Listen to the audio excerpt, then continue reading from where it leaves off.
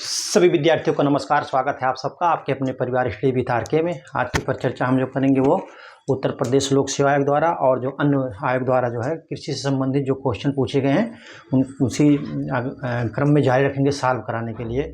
आप जब सॉल्व कर रहे हैं तो इसको देख रहे हैं कि आपको पता चल रहा है कि किस टाइप के क्वेश्चन आ रहे हैं, कहाँ से आ रहे हैं, कैसे आ रहे हैं, आपको क्या पढ़ना है क्या छोड़ना है। तो आप मेरे साथ जो है परिचर्चा में जो है अंत तक बने रहें। आप देखेंगे कि जो है हम क्या आपको पढ़ा रहे हैं। ठीक है, प्रश्न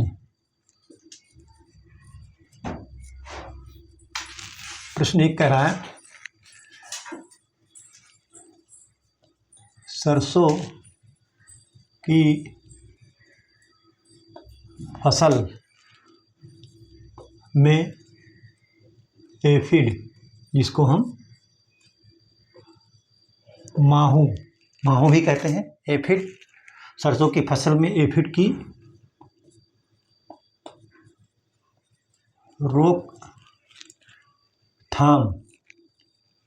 की जाती है। ठीक है, सरसों की फसल में माहू की रोकथाम की जाती है किससे?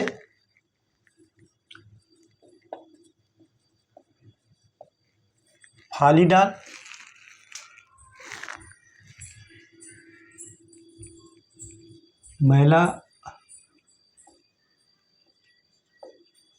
मैलाथियान,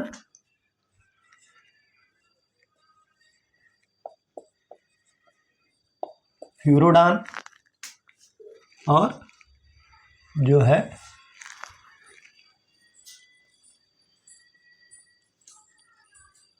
सल्फास। तो कह रहा सरसों की फसल में माहू की रोकथाम किया जाता है किससे? मैलाथियान से। ऑप्शन बी आपका सही है, आप इसको नोट कर लीजिए। ठीक है, माहू अक्सर पूछ लेता है कि किस फसल का कीट है, और ये रस चूसक है। क्या है? रस चूसक है। रस चूसक कीट है जो कि सरसों के नुकसान पहुंचाता है। क्वेश्चन नंबर 2 कह रहा है,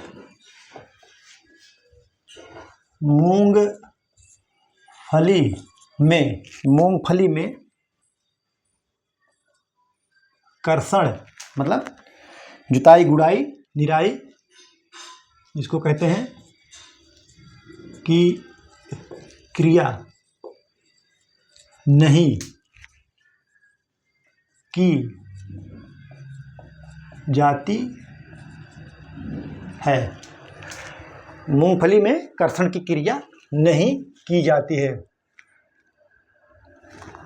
ऑप्शन ए कह रहा है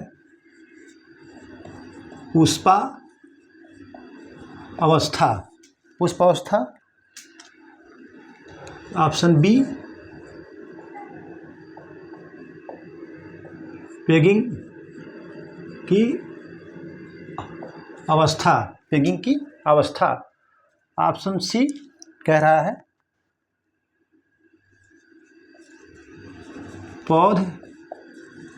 पौधावस्था। क्या कह रहा है? पौधावस्था। ऑप्शन डी जो है उपयुक्त में से कोई नहीं। ठीक है, कह रहा उपयुक्त में से कोई नहीं। मूंगफली में कर्षण की क्रिया नहीं की जाती है तो वो पेगिंग के समय नहीं की जाती है। और इसमें जो होता है मूंगफली में जो है स्वनिषेचन होता है, स्वपॉलिनेशन होता है, और जो है इसमें जो है क्लिस्टोगामी टाइप का होता है। ठीक है, आप इसको नोट कर लीजिए। ठीक,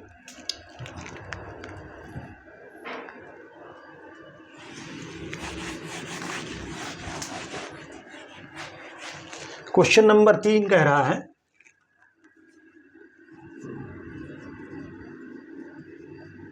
सरसों की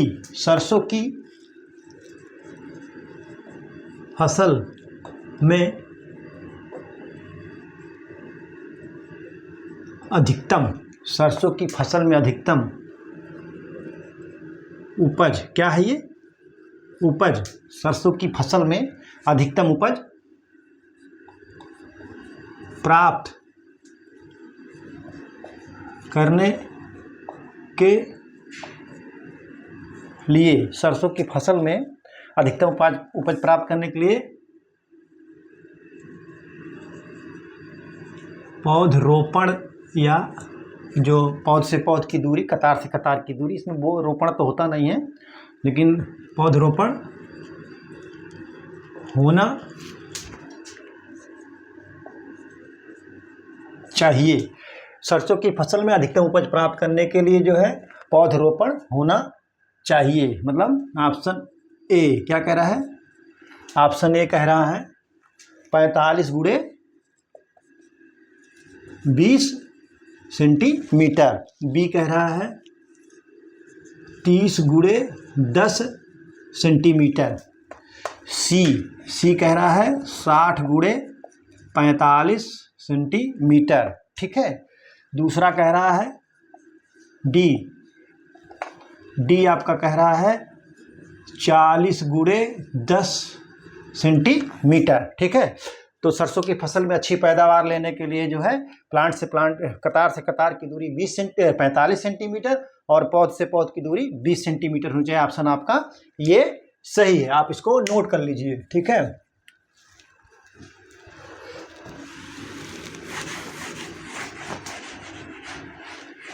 क्वेश्चन नंबर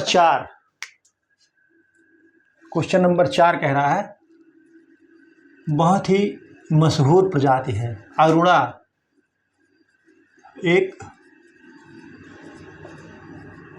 म्यूटेंट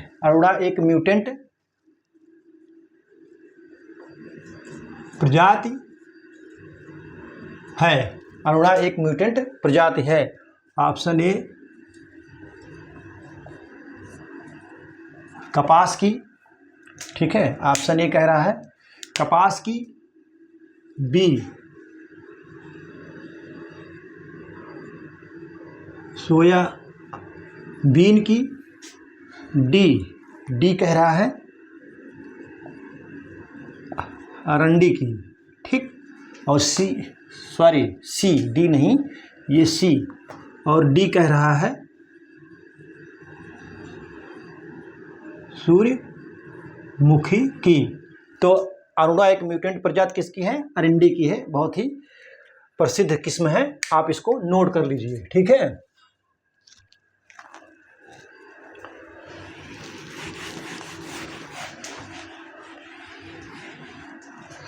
तिल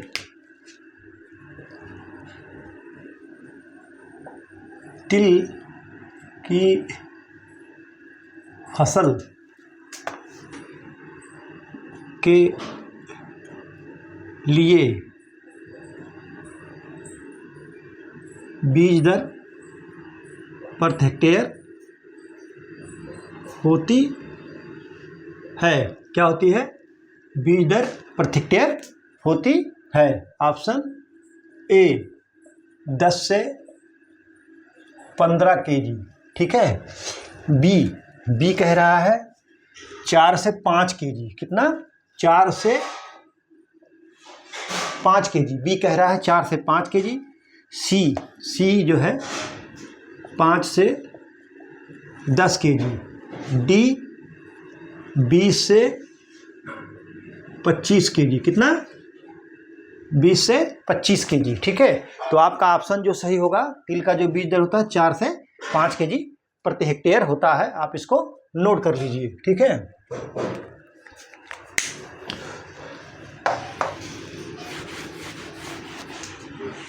फिर अगला क्वेश्चन बार बार पूछा जाने वाला,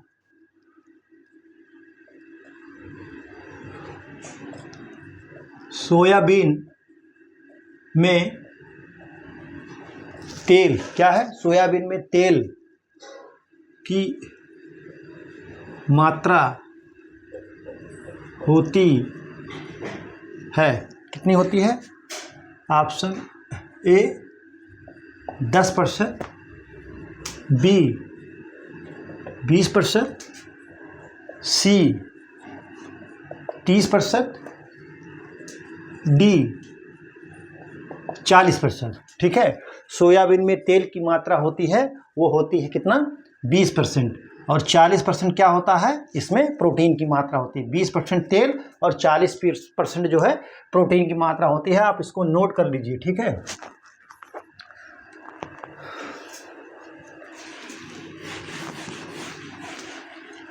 क्वेश्चन नंबर 7,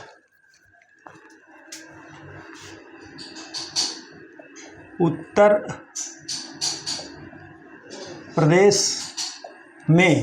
प्रदेश में तिल की खेती मुख्यतः उगाई जाती है। तिल की खेती मुख्यतः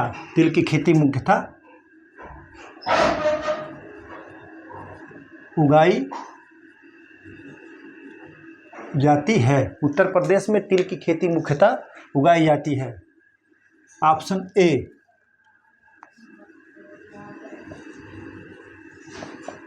पैरा फसल के रूप में। बी कह रहा है मिश्रित फसल के रूप में। सी कह रहा है शुद्ध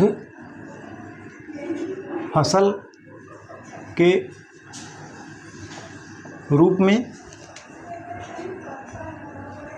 डी कह रहा है अंतरा फसल, क्या है, अंतरा फसल के रूप में, ठीक है। डी कह रहा है अंतरा फसल के रूप में। तो तिल जो है उत्तर प्रदेश में उगाई जाती है वो मिश्रित खेती के रूप में, मिश्रित फसल के रूप में तिल को उगाया जाता है। आप इसको नोट कर लो।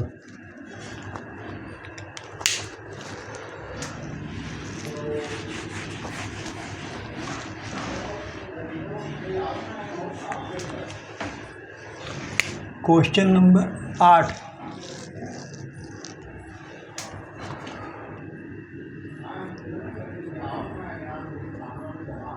गुच्छेदार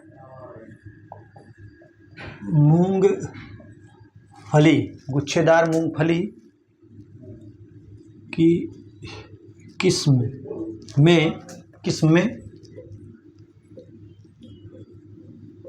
मिट्टी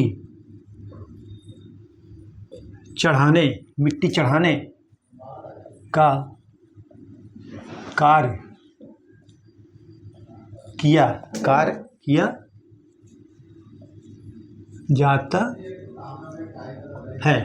जाता है कब? ऑप्शन ए, बुआई के 20 दिन बाद, ठीक है, कह रहा है बुआई के 20 दिन बाद। बी कह रहा है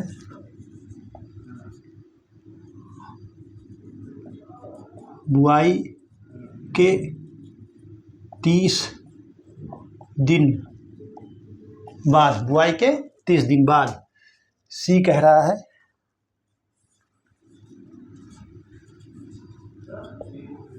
बुआई के 45 दिन बाद। डी क्या कह रहा है, बुआई के 60 दिन बाद। तो गुच्छेदार मूंगफली किस्म में मिट्टी चढ़ाने का कार्य जो किया जाता है वो बुआई के 45 दिन बाद। ऑप्शन सी आपका सही है, नोट कर लिए।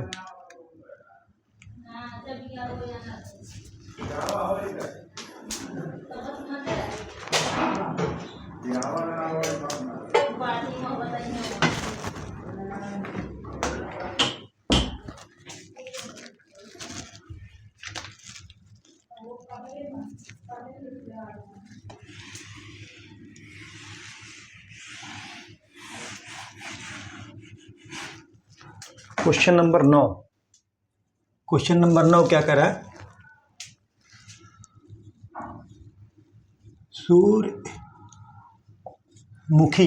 सूर्यमुखी का तेल एक अच्छी क्या है, अच्छी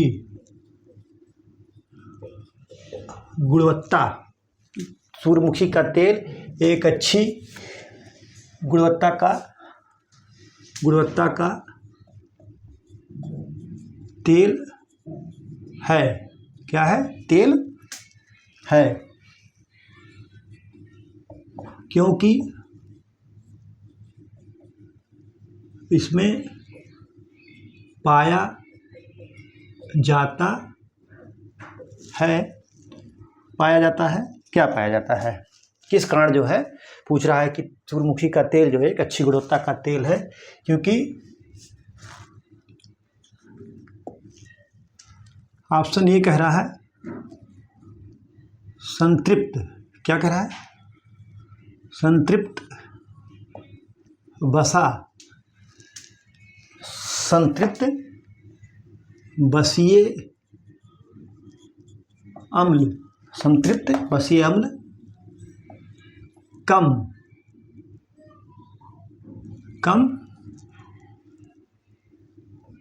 पाया जाता है। ठीक है, कह रहा है कि संतृप्त बसीय अम्ल कम पाया जाता है। फिर दूसरा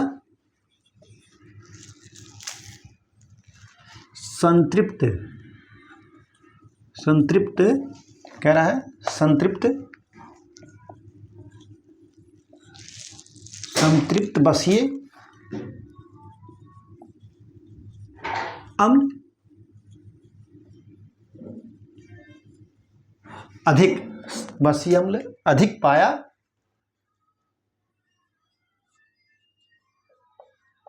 जाता है। ठीक है, ऑप्शन सी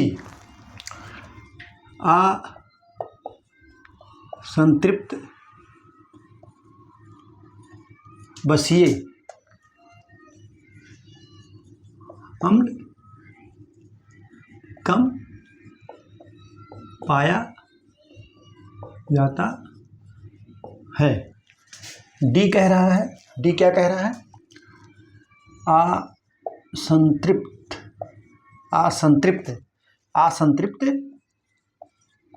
बसीय अम्ल, असंतृप्त बसीय अम्ल अधिक पाया जाता है। कह रहा कि सूर्यमुखी का तेल एक अच्छी गुणवत्ता का तेल है क्योंकि इसमें पाया जाता है, तो वो जो है असंतृप्तीय बसीय अम्ल अधिक मात्रा में पाया जाता है, इसी कारण जो है ये जो है अच्छी गुणवत्ता का तेल होता है। यानी अनसैचुरेटेड फैटी एसिड जो है अधिक मात्रा में जो है तिल के तेल में पाया जाता है, इसलिए सूर्यमुखी का तेल, इसलिए सूर्यमुखी के तेल की गुणवत्ता जो है अच्छी होती है। ठीक है, आप इसको नोट कर लीजिए। ठीक,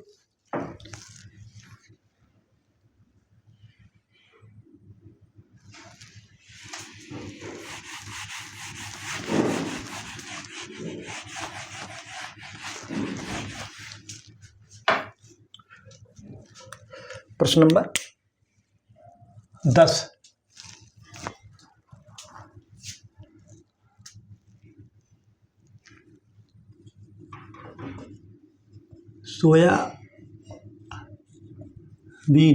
सोयाबीन की फसल के लिए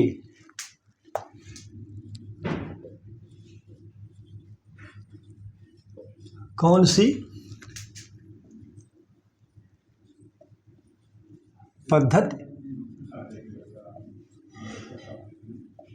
अनुपयोगी होती है?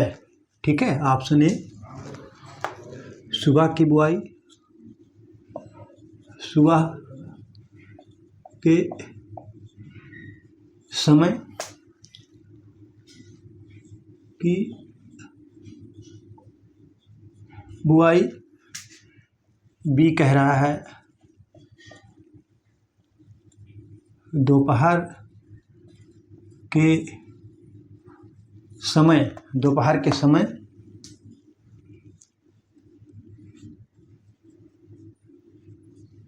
की बुआई। सी कह रहा है शाम के समय की बुआई। सुबह के समय की बुआई, दोपहर के समय की बुआई और जो है शाम के समय की बुआई। डी कह रहा है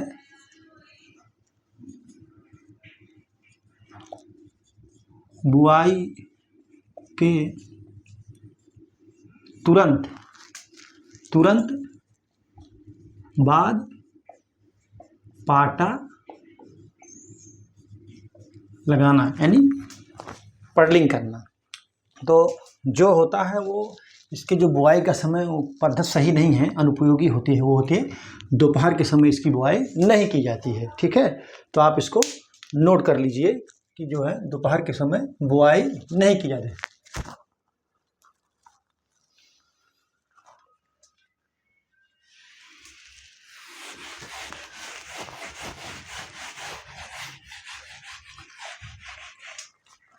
क्वेश्चन नंबर 11, क्या कारण है कि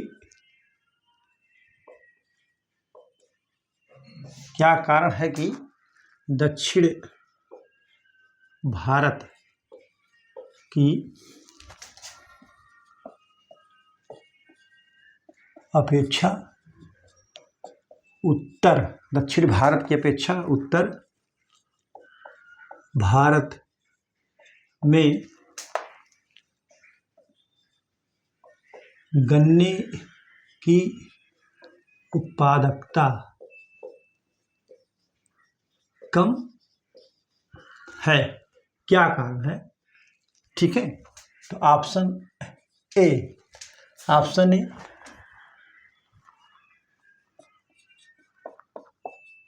प्रजातियों की भिन्नता, मृदा। ऑप्शन बी कह रहा है मृदा उर्वरता का स्तर, मृदा उर्वरता का स्तर। सी कह रहा है जलवायु की दशा। ठीक है, कह रहा है जलवायु की दशा। डी कह रहा है फसल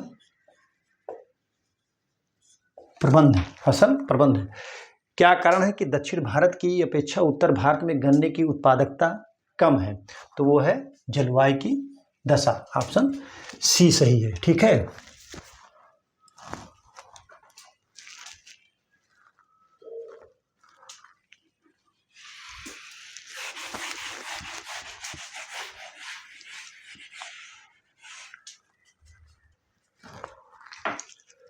बारह, उत्तर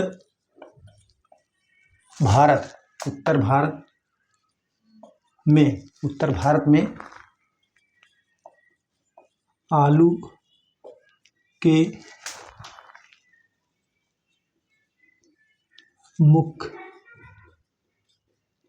फसल की, उत्तर भारत में आलू के मुख्य फसल की बुआई का समय है? क्या है? ऑप्शन ए अक्टूबर का प्रथम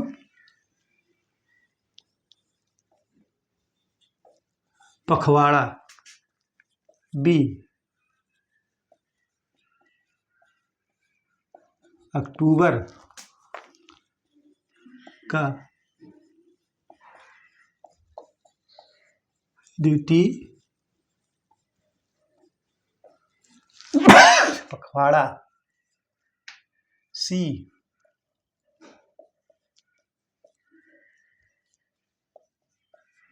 सितंबर का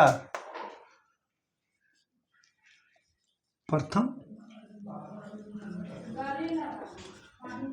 पखवाड़ा। डी नवंबर का प्रथम पखवाड़ा, कह रहा है नवंबर का प्रथम पखवाड़ा। तो आलू उत्तर भारत में आलू की मुख्य फसल की बुआई जो है अक्टूबर का द्वितीय पखवाड़ा है। आप इसको नोट कर लीजिए। अक्टूबर का द्वितीय पखवाड़ा है मुख्य फसल की बुआई उत्तर भारत में। ठीक है, आप इसको नोट कर लीजिए।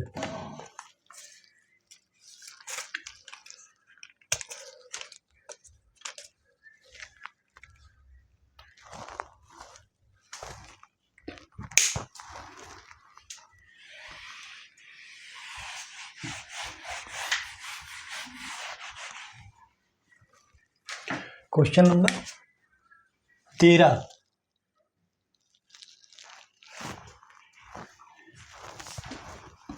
आलू क्या कह रहा है? आलू की पत्तियों, आलू के पत्तियों की कटाई, क्या है? कटाई की जाती है क्या प्राप्त करने के लिए? क्या प्राप्त करने के लिए? गुणवत्तायुक्त बीज,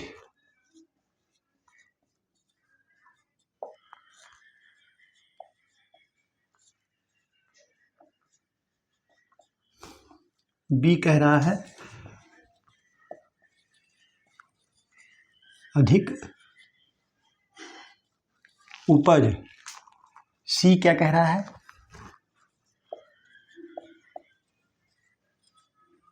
बड़े कंद।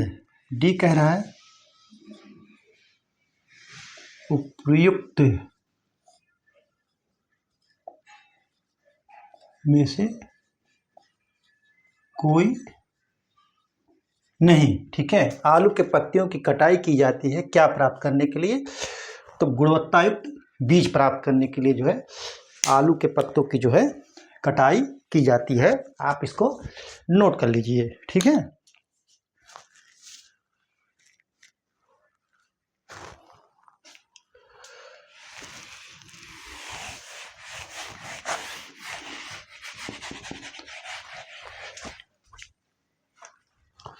क्वेश्चन नंबर 14, क्वेश्चन नंबर 14 कह रहा है कि गन्ने में रस की मात्रा प्राप्त, गन्ने में रस की मात्रा प्राप्त की जाती है। ऑप्शन ए 40 से 50%, ऑप्शन बी 50 से 60%, ऑप्शन सी 60 से 70%, ऑप्शन डी 70 से 80%। तो पूछ रहा है कि गन्ने में रस की मात्रा प्राप्त की जाती है, तो आपका ऑप्शन सही होगा वो 60 से 70%, ऑप्शन सी सही है। ठीक है, ठीक।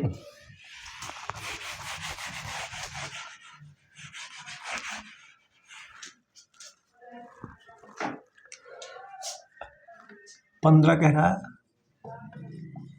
आलू की कौन सी प्रजाति चिप्स बनाने, आलू की कौन सी प्रजाति चिप्स बनाने के लिए उगाई जाती है। ठीक है, कह रहा है कि आलू की कौन सी प्रजाति जो है चिप्स बनाने के लिए उगाई जाती है। Option A Kufri Badshah, option B Kufri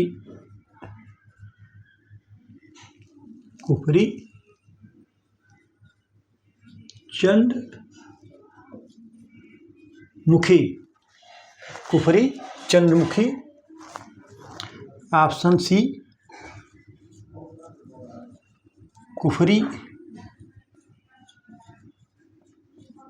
Chipsona. कह रहा है Kufri Chipsona. Option D Kufri Satluj. कह रहा है आलू की कौन सी प्रजाति चिप्स बनाने के लिए उगाई जाती है, तो है Kufri Chipsona. Option C आपका सही है, कुफरी चिप सोना जो है उगाई जाती है। ठीक है, नोट कर लीजिए आप।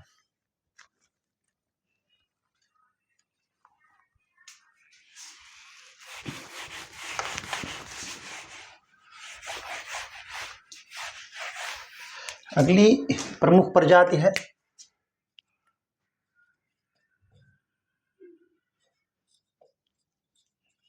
कौन सी आलू की प्रजाति अगेती तथा पछेती झुलसा अवरोधी है। कौन सी प्रजाति अगेती तथा पछेती झुलसा अवरोधी है? यह है कुफरी सतलज, बी कह रहा है कुफरी बादशाह, सी कुफरी सिंदूरी, कुफरी अशोक, डी कह रहा है कुफरी अशोक। ठीक है, कौन सी आलू की प्रजाति अगेती तथा पछेती झुलसा अवरोधी है, तो वो कुफरी बादशाह है। बहुत बार ये पूछा गया है क्वेश्चन, आप इसको नोट कर लीजिए। ठीक है,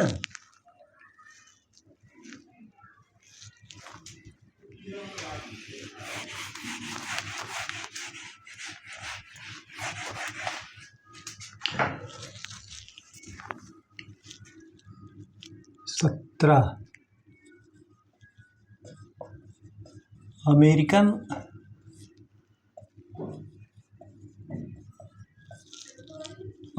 कपास में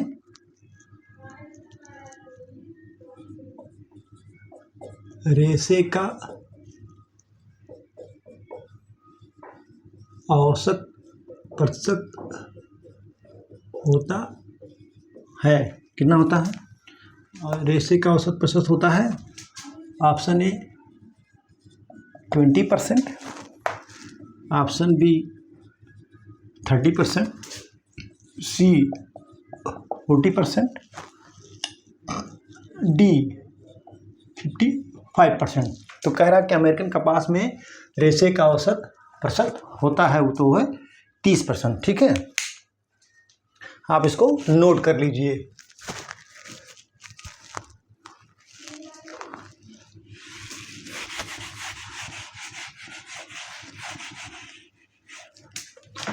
के बाद 18 जल प्लावित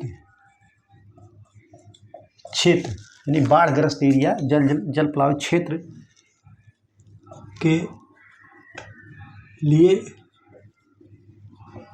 उपयुक्त फसल है, क्या है?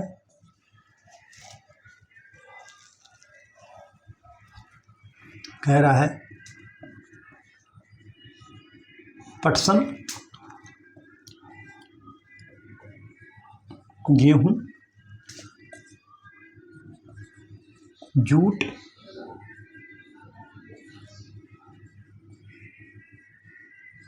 अलसी। कह रहा है जल प्लावित क्षेत्र के लिए उपयुक्त फसल है, तो वो है जूट। पश्चिम बंगाल में जूट बहुत ज़्यादा होता है, भारत में इसका प्रथम स्थान है उत्पादन में।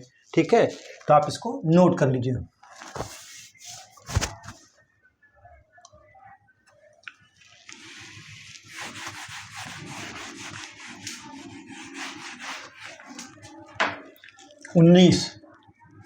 उन्नीस कह रहा वानस पतिक संवर्धक यानी वेजिटेटिव प्रोपोगेटेड फसल है। ऑप्शन ए ढैंचा,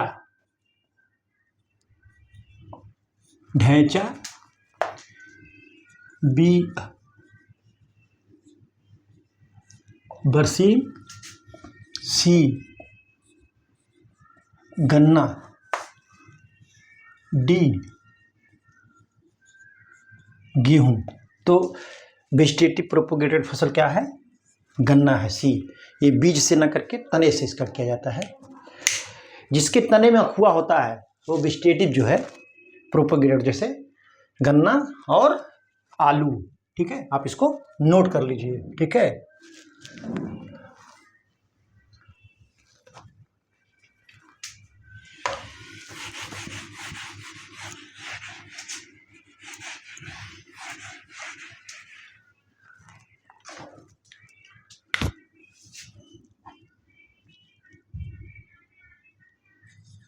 बीस,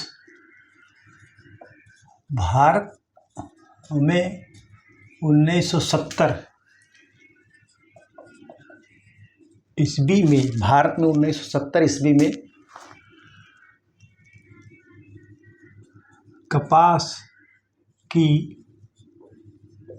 प्रथम संकर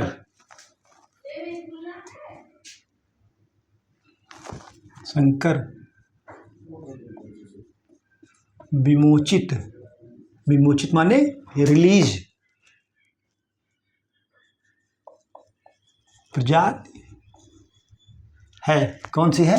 भारत में प्रथम संकर की जो भारत में कपास की जो प्रथम हाइब्रिड रिलीज वैरायटी है वो है 12 लक्ष्मी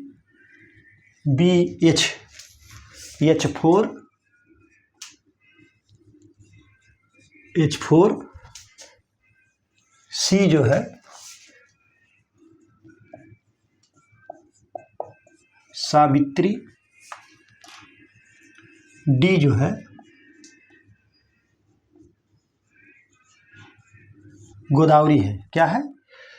तो भारत में 1970 में जो पहली वैरायटी रिलीज हुई थी हाइब्रिड वो है H4। अक्सर पूछा जाता है, पटेल जी ने इसका प्रथम वैरायटी निकाली थी। गुजरात कृषि विश्वविद्यालय से डॉक्टर चंद्रकांत पटेल ने इसका जो है रिलीज किया था। ठीक है, H हाइब्रिड 4 कपास की प्रथम वैरायटी हाइब्रिड। 21 क्या कह रहा है? 21 कह रहा है कि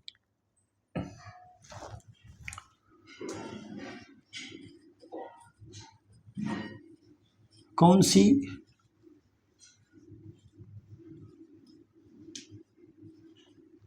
अमेरिकन कपास है। ठीक है, कह रहा है कौन सी अमेरिकन कपास है।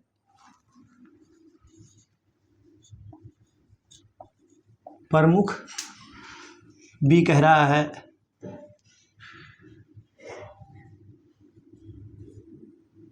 दिग्विजय। सी कह रहा है सुजाता। डी संजय। कौन सी अमेरिकन कपास है? तो वो है आपका प्रमुख जो है अमेरिकन कपास की वैरायटी है। ठीक है, आप इसको नोट कर लीजिए। ठीक है,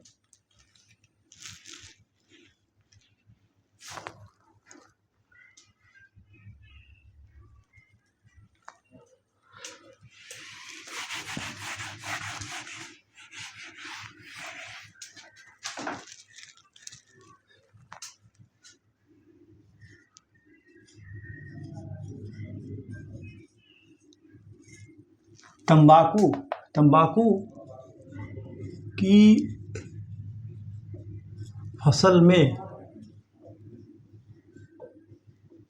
टॉपिंग टॉपिंग की जाती है। तंबाकू के फसल में टॉपिंग की जाती है। ऊपरी पत्तियों को हटाने के लिए ऊपरी पत्तियों को हटाने के लिए बी कह रहा है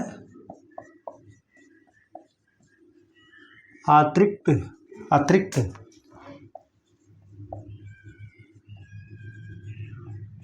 शाखाओं को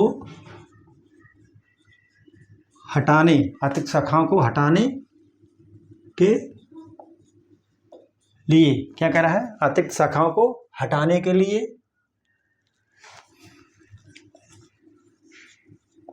पुष्प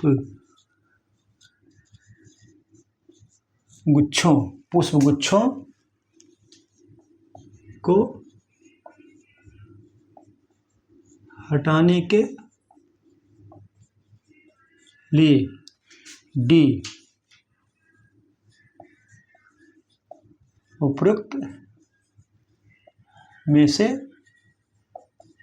कोई नहीं।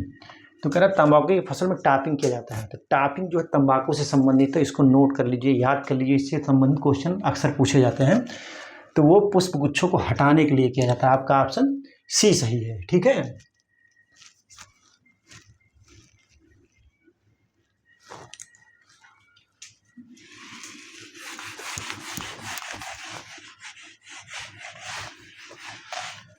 Question number 23।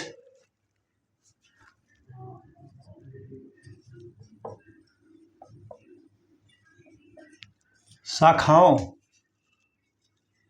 के निकलने की अनिवार्य क्रिया है। शाखाओं के निकलने की अनिवार्य क्रिया है। ऑप्शन ए आलू में। बी कह रहा है गन्ना में। सी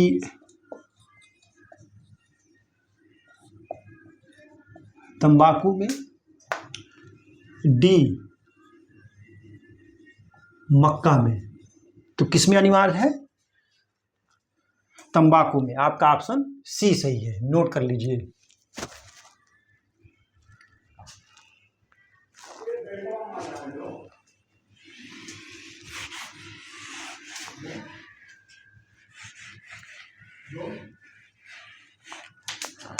चौदह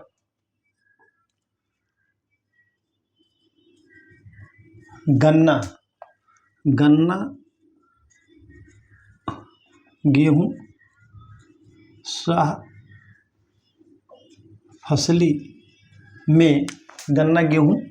फसली में गन्ना बोया जाता है। ऑप्शन ए।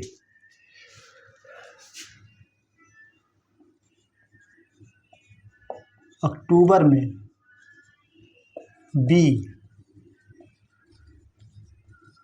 फरवरी में, ठीक है, सी मार्च में, डी कह रहा है अप्रैल में। क्या कह रहा है? डी अप्रैल में। तो गन्ना गेहूं फसली में गन्ना जो बोया जाता है वो अक्टूबर माह में बोया जाता है। ऑप्शन आपका ये सही है, आप इसको नोट करिए।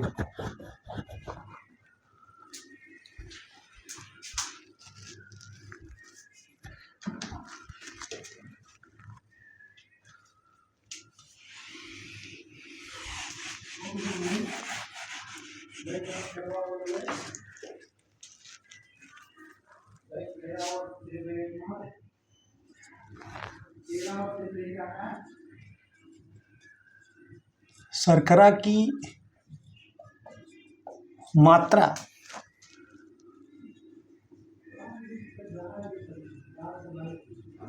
अधिकतम होगी जब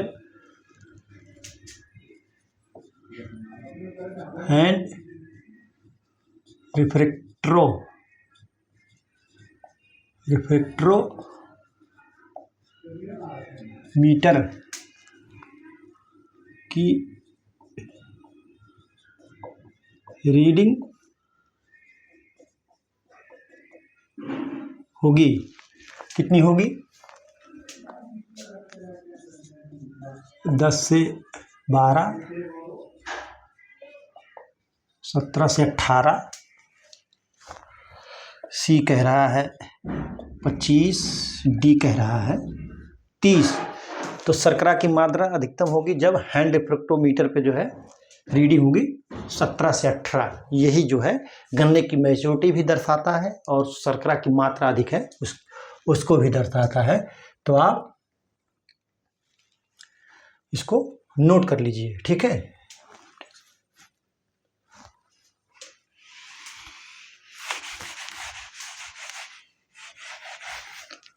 सत्ताईस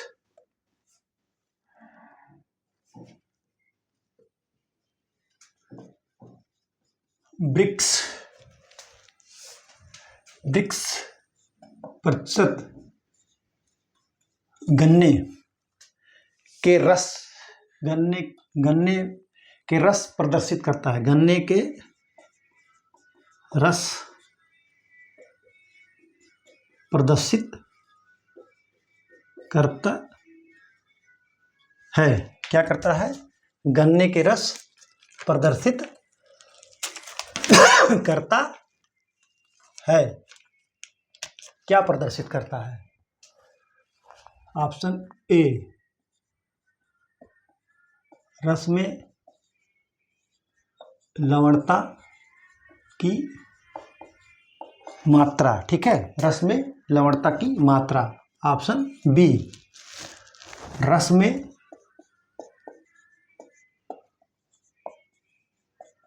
शर्करा की मात्रा, रस में शर्करा की मात्रा। ऑप्शन सी रस में कुल ठोस पदार्थ की मात्रा। क्या करता है? रस में कुल ठोस पदार्थ की मात्रा। ऑप्शन डी उपर्युक्त में से कोई नहीं। क्या कहता है? उपरोक्त में से कोई नहीं। तो ब्रिक्स जो है, ब्रिक्स परसेंटेज जो गन्ने के रस में प्रदर्शित करता है रस में कुल ठोस पदार्थ की मात्रा। आपका ऑप्शन सी सही है, इसको नोट कर लीजिए। मैं बोल दे रहा हूँ, आप लिख लीजिए। जूट का उत्पादन सबसे अधिक कहाँ होता है? पश्चिम बंगाल में होता है, ठीक है। और कुफरी चंद्रमुखी जो प्रजाति है वो आलू की प्रजाति है। ऐसे आप थोड़ा नंबर बढ़ते जाएंगे क्वेश्चन के, आप ऐसे नोट करते जाइए, ठीक है।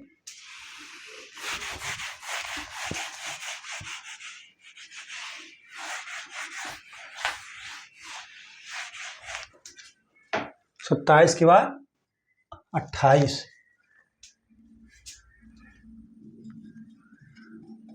कपास में जिनिंग, कपास में जिनिंग प्रतिशत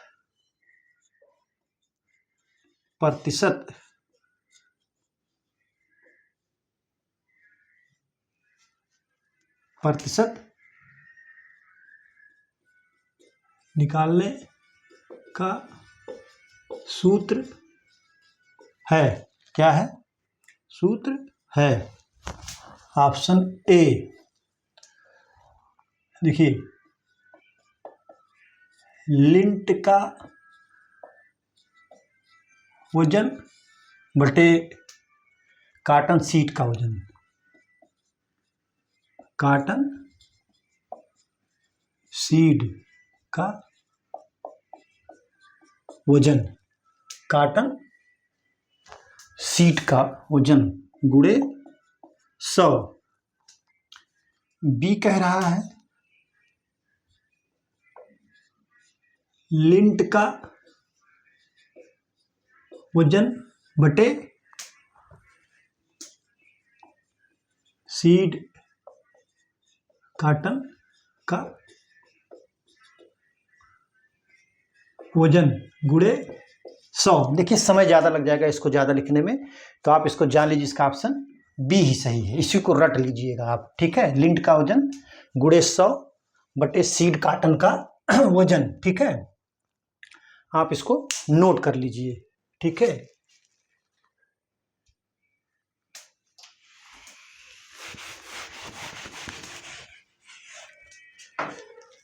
अट्ठाईस के बाद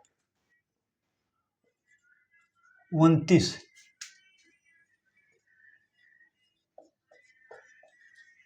गन्ने में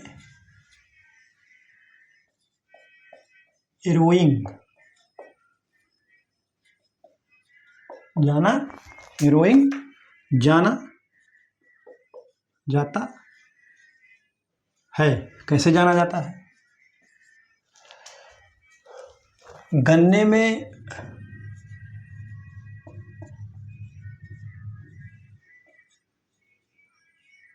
कल्ले निकलने से, बी गन्ने में पुष्प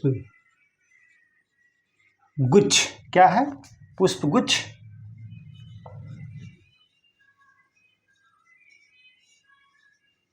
निकलने से, सी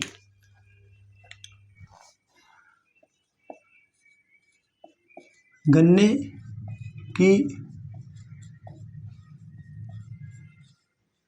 पत्तियों के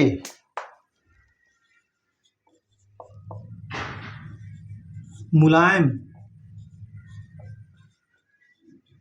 होने से, डी कह रहा है उपर्युक्त में से कोई नहीं। तो एरोइंग जो होता है वो पुष्पगुच्छ निकलने से, पुष्प निकलने के बाद गन्ने के जो रस का क्वालिटी होता है वो खराब हो जाता है, वो उत्पादन भी इसका कम होता है। तो आप इसको नोट कर लीजिए।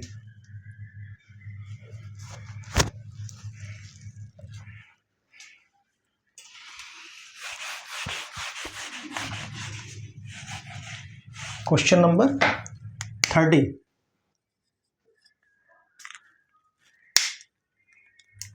गन्ने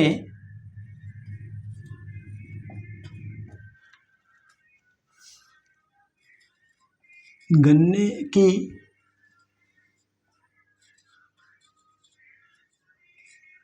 गुच्छित, गन्ने की गुच्छित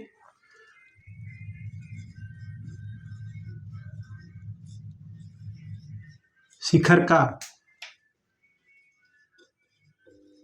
कारक है। क्या कारक है? ऑप्शन ए जड़ भेदक जड़ बेधक, बी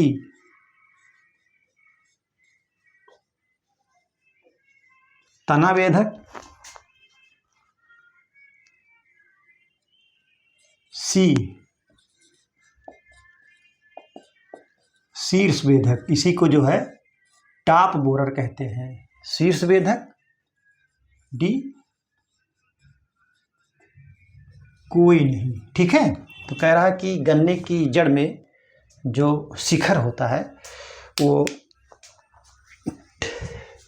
किसके कारण होता है, तो वो जो है टॉप बोरर इसको कहते हैं, शीर्ष बेधक। वो जाकर के ऊपर जो है जहाँ से वो पत्ती निकली रहती है, हरा भाग जिसको जानवर को खिलाया जाता है, उसी के नीचे वो काट देता है, तो उसमें जो है शाखाएं निकल जाती हैं, पत्तियां अलग अलग निकलती हैं, जिसको यहाँ पूर्वांचल में जो है कुनगे गन्ना कहते हैं। कुनगा बड़ी मीठी होती है गन्ना, तो वो जो है टॉप बोरर के कारण ही होता है। और गांव में अक्सर लोग, गांव के जो बच्चे होंगे, पढ़ रहे होंगे, वो अब इसको जान गए होंगे कि ये गुच्छित शिखर होता क्या है। ठीक है, आप इसको नोट कर लीजिए।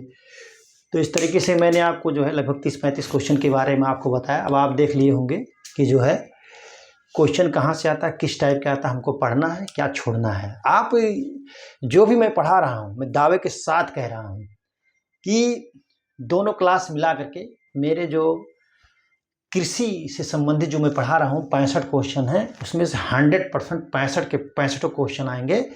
आप मेरी पूरी क्लास को अटेंड कर लेंगे तो आप 65 के 65 करके चले आएंगे। तो आज की परिचर्चा यहीं पर समाप्त की जाती है। परिचर्चा में बने रहने के लिए बहुत बहुत धन्यवाद। Thank you so much.